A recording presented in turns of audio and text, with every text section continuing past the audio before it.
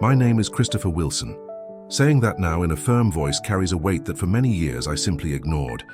I thought names were just labels, empty tags that could be changed as needed. But today I realize the name we carry also holds everything we choose to be, including what we try to hide.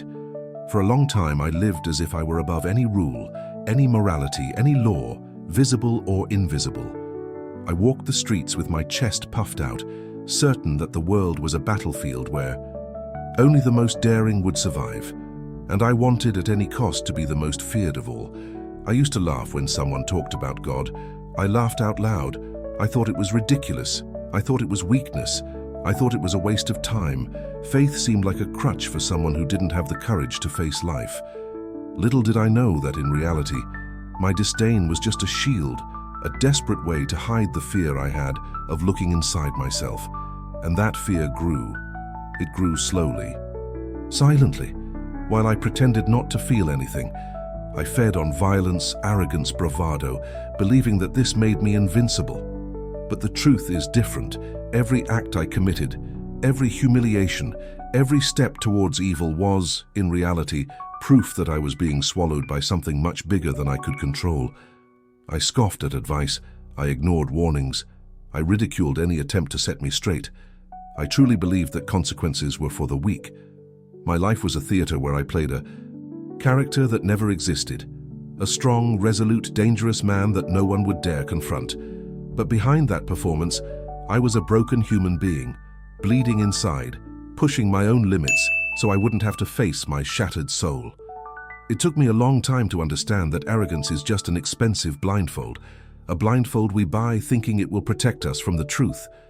But when death touched my shoulder, and it did, that blindfold fell, and it fell all at once.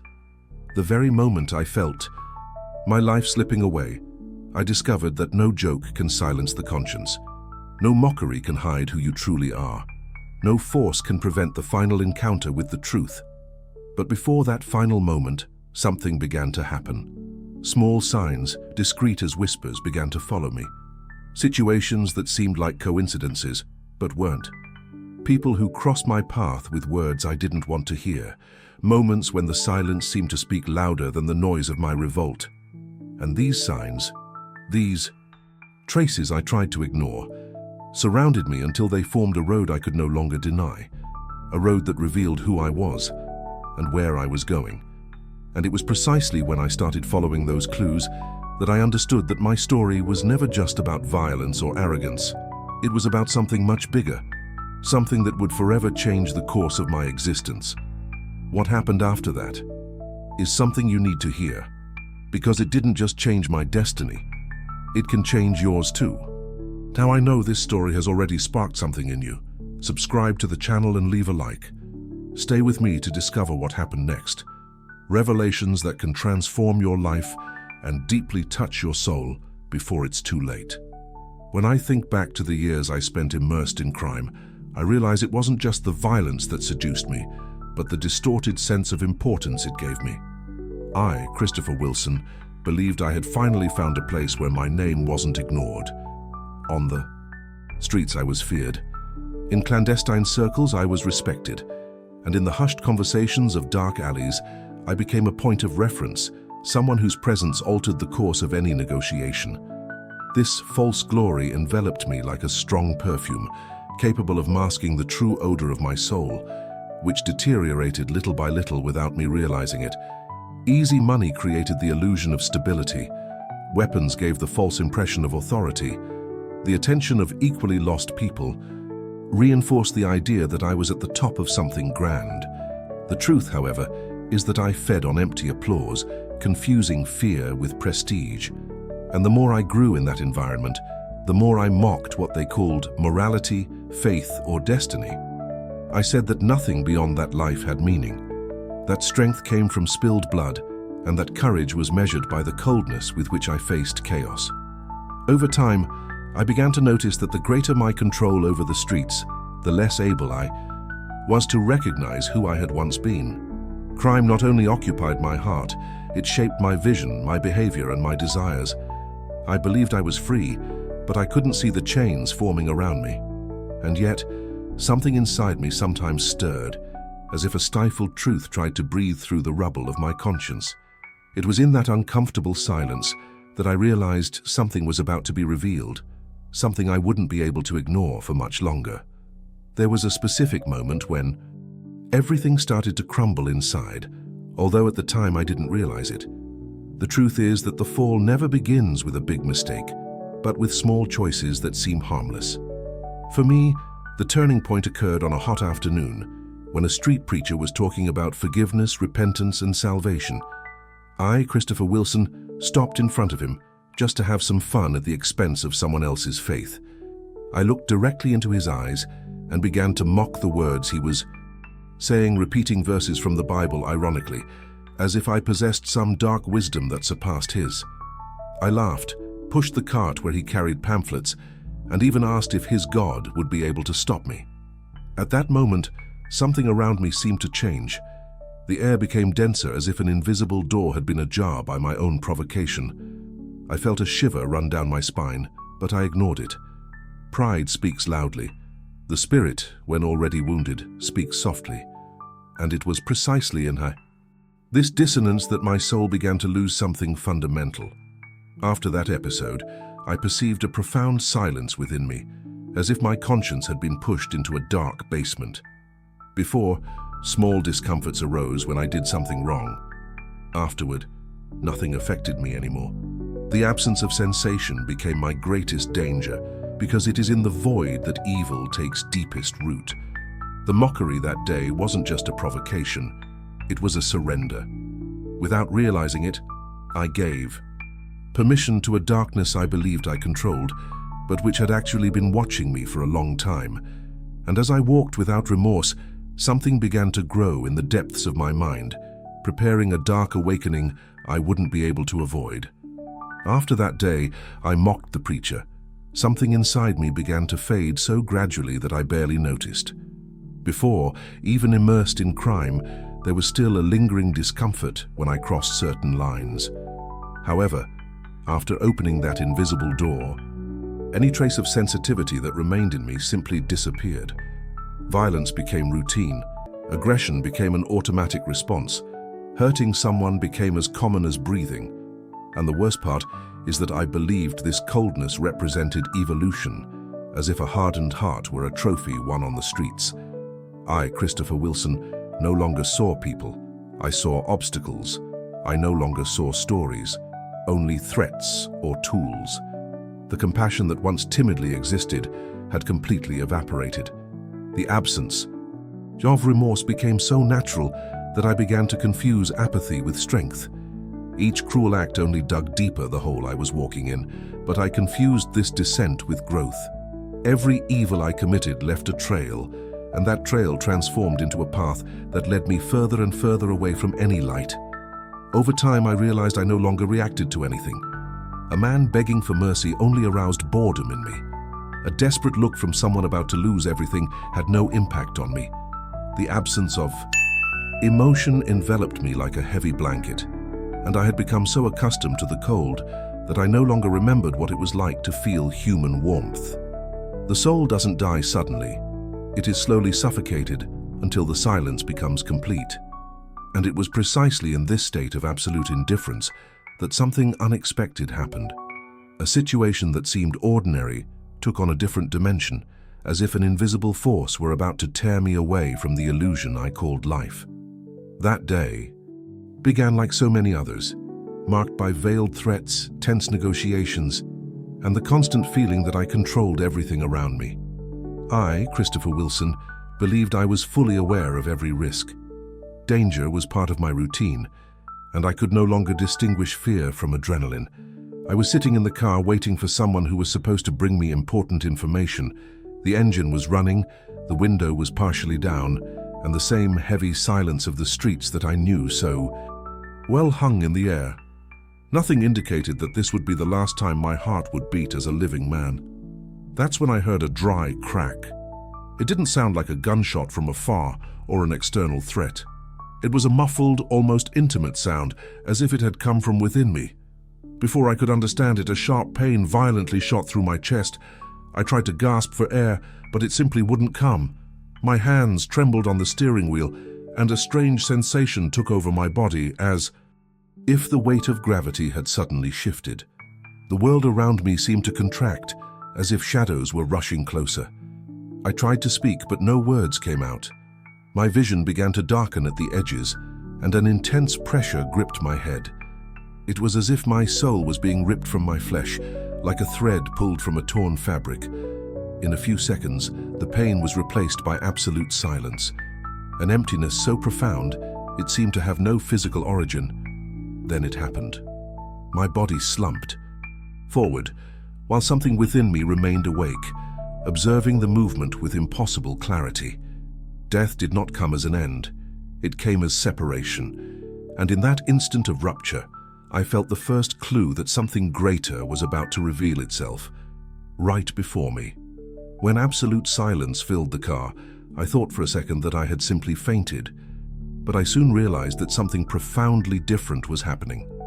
I opened my eyes, expecting to see the interior of the vehicle, but the first image I encountered was my own body slumped over the steering wheel. I, Christopher Wilson, was standing outside, yet simultaneously still within that space. It was as if my consciousness had detached itself from a heavy shell I had carried all my life. The sensation was as real as it was terrifying. I tried to touch my shoulder, but my hand passed through the fallen form without encountering resistance. My heart, or what remained of its memory, raced, even though I no longer had any functioning organs. Everything around me seemed the same, but imbued with a different density, as if the air had acquired spiritual weight. The streetlights vibrated with greater intensity, and the sounds seemed distant, like submerged echoes.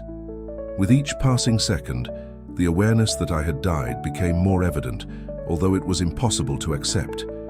I tried to ask for help. I tried to scream, but there was no voice in me. The physical world simply didn't respond. The feeling of isolation grew frighteningly, as if I had been displaced to a parallel dimension of reality. It was then that an intense cold swept through my existence, not in the body that lay motionless, but in the part that now floated between two worlds. This cold didn't come from the wind. It came from an invisible presence that approached with purpose. The atmosphere changed. The environment became brighter and at the same time more solemn, as if a silent tribunal were about to form around me. It was at that moment that I felt someone or something observing me with a depth impossible to describe. A gaze capable of piercing through everything I had been. The approaching presence shattered any notion of space around me. It wasn't a sound. It wasn't a shadow. It wasn't a figure slowly emerging. It was as if reality itself had bowed to make way for someone who had always been there, hidden behind every choice I made. Suddenly, the darkness lost its power, and an intense, yet not aggressive light filled everything. I, Christopher Wilson, felt completely exposed before that luminosity that didn't burn the skin, but ignited the consciousness. And then I saw him. Jesus did not appear as I imagined. He was not the portrait from ancient paintings, nor the gentle image that many describe. He was pure majesty, living holiness, a brilliance so profound that it did not hurt my eyes, but it wounded my soul. His eyes did not hold hatred, they held truth, a truth so absolute that my spirit instinctively recoiled. Before him, every mask I had built throughout my life crumbled like dust scattered by the wind. He didn't say a word. He didn't need to. A single glance was enough for all my memories to project themselves before me, like pages torn from a book and thrown onto an invisible table. Every act, every mockery, every act of malice, every decision made to feed the ego was revealed without distortion. There were no possible excuses. There were no justifications. There was no negotiation. His presence didn't accuse, it only showed. And in showing, I condemned myself. I felt an indescribable weight, not physical, but existential, as if I were being confronted with the essence of justice. He didn't raise his hand, didn't point a finger, didn't raise his voice. He simply allowed me to see the truth I had spent my entire life avoiding. And in that silent moment, I understood that something even deeper was about to be revealed, something I never would have imagined witnessing. the light. Around me began to move as if it had a life of its own, and I felt that Jesus was leading me to something I needed to see, even though every part of my being begged me to flee. His presence didn't force me, but it also didn't allow escape.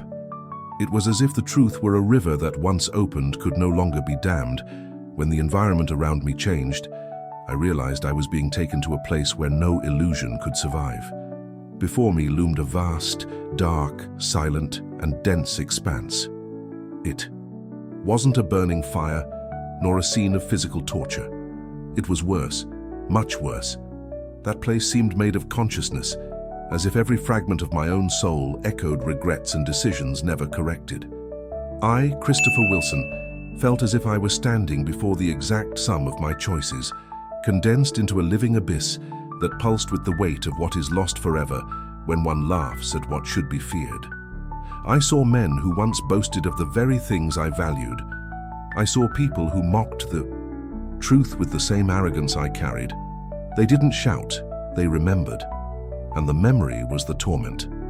Every evil deed returned like an unbreakable mirror, reflecting not what they did, but what they had become. No shadow pursued them. They pursued themselves, trapped in a belated understanding, sharp as a blade. What shocked me most was realizing that no one had put them there. They walked to that destiny on their own 2 feet, just as I was about to do. Then Jesus spoke, not with sound, but with truth. The mockery you offered to the truth built the place you were going to. His words pierced my very being, and something unexpected began to form around me, as if history were about to change direction. In a way, I didn't imagine I deserved. When that truth pierced my very being, I felt something break inside me, not abruptly, but like an ancient thread giving way after years of silent tension. It was as if my entire life had been placed before an invisible scale, and I, Christopher Wilson, only then understood the true extent of the debt I carried without even acknowledging it. The darkness around me seemed to gain a life of its own, moving like a conscious entity surrounding me, ready to engulf me completely and drag me towards the destiny my own choices had built. For the first time, I felt the proximity of the abyss and, at the same time, perceived something within me that resembled a cry. It wasn't a plea for help, for nothing could save it at that moment, but a silent plea for forgiveness, a supplication that sprang from the depths of my soul without me even being able to formulate words.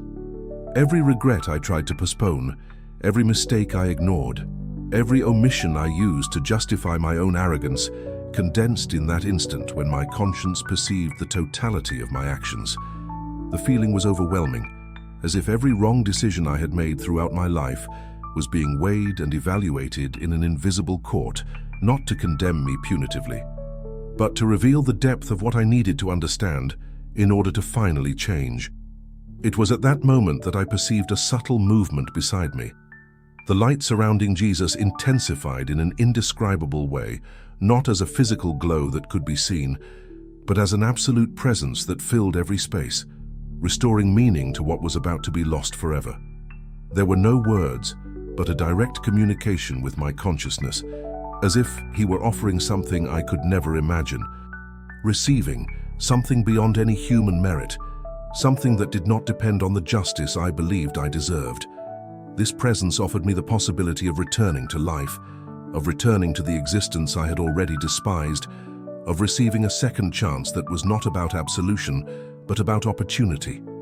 The sensation was so unexpected and intense that I could hardly believe it, as if my soul were being carefully and firmly gathered, being pulled back into a body that lay inert, as if someone had retrieved a rope thrown too far. The darkness receded before this force, allowing something within me to be filled again, and I felt an energy course through me, rekindling every fiber of my being and preparing my body for the breath that was approaching. When the air finally entered my lungs, I felt it coursing through every cell of my body like liquid fire, burning away what remained of my pride, negating any illusion of control or invincibility I still held. I opened my eyes amidst the chaos of the hospital, surrounded by white lights that seemed like distant echoes of the luminosity I had felt on the other side. and I heard the incredulous voices of the medical team celebrating the return of my pulse. Tears streamed down my face uncontrollably, but they weren't tears of pain.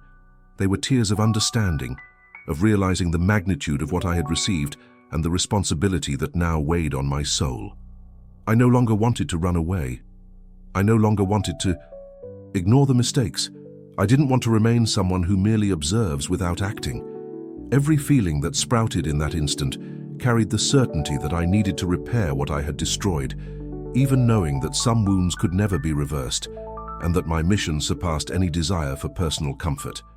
In the following days, I began the process of searching for those I had hurt, those who had suffered directly or indirectly because of my choices, and I realized that each encounter, each word of regret, each request for forgiveness revealed not only the damage caused, but also the possibility of transformation that could still exist. Some doors opened, others remained closed, but in all of them, the same lesson was repeated. The opportunity for change exists only while there is time and awareness to act. I discovered that a second chance is not just about returning to life, but about taking responsibility for transmitting what has been revealed, for sharing the experience so that others can see before making the same mistakes, for realizing before darkness completely envelops them. As I tried to rebuild what had been destroyed, I understood that my mission did not end there. There was something that needed to be said, something destined for those willing to listen, to reflect and to act before it was too late. Every moment, every action, and every future decision should be guided not only by repentance, but by a commitment to prevent others from following the same dark path I had trod. The light that touched me in that instant not only restored my physical life, it brought clarity, discernment, and a spiritual responsibility that should now be shared. My second chance was not just a return, it was the beginning of a new mission, a calling to warn, to witness, and to transform, while there was still time for those who could choose a different path before eternity overtook them. After everything I've been through, I understood a truth that forever changed how I see life and eternity. My return wasn't simply a return to physical existence. It wasn't about gaining time, recovering what I had lost, or having a chance to justify myself. It was a summons, a profound, direct call, impossible to ignore. I didn't receive this second chance to alleviate my guilt or erase my mistakes. I received it to warn, to open the eyes of those who still walk as I walked, blind to the abyss that approaches silently, but inevitably. Everything I experienced in that place of darkness was not symbolic, not a metaphor. It was real, excessively real. The intensity of that experience, the clarity of what I saw and felt, is impossible to fully convey with human words. And since that moment, I carry with me the weight of a duty to tell the truth that many would prefer never to hear. I, Christopher Wilson, who once mocked faith, conscience, and justice, have become a witness to something that transcends the boundaries of this existence. And every day since then reminds me that my life, every word I speak and every story I share, carries the responsibility of warning others before it is too late. What I've experienced has shown me that our choices, especially those we consider small or irrelevant, pave paths we only perceive when we are already completely trapped by them. Arrogance, mockery, contempt for spiritual truths, the false sense that nothing matters. All of this builds invisible walls around the soul, walls we don't see. While we grow up, while we continue living as if tomorrow were guaranteed. But when the moment arrives when there is no turning back, we realize that each brick placed in that wall has distanced us from the light, imprisoned us, and made us vulnerable to the weight of what we have created. I saw the fate of those who, like me, laughed at the truth. I saw the pain of those who ignored warnings, who silenced their conscience until time ran out. I saw the torment of souls who waited until the last moment to change, only to discover that eternity does not negotiate. And I understood something I will never forget. Divine justice does not need to shout. It does not need to make itself heard with violence. It manifests itself in what you have built.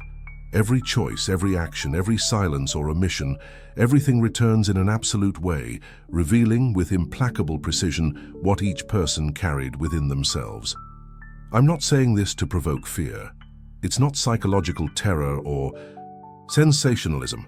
I'm saying this to awaken, to reach those who are still breathing, who still have the opportunity to choose, to reflect, and to transform their lives. You still have time. You still have choices. You can still remove the masks you wear to deceive yourself before life or eternity takes it upon itself to do so in a painful way. Don't wait for an extreme event, a loss, or a crisis to force you to look inward. Don't wait for eternity to come with its silent tribunal to reveal what you've tried to hide. The truth I once rejected stands before you now at this very moment. Therefore, if this testimony has touched your heart, don't remain silent. Don't let these words fade without action. Subscribe to this channel.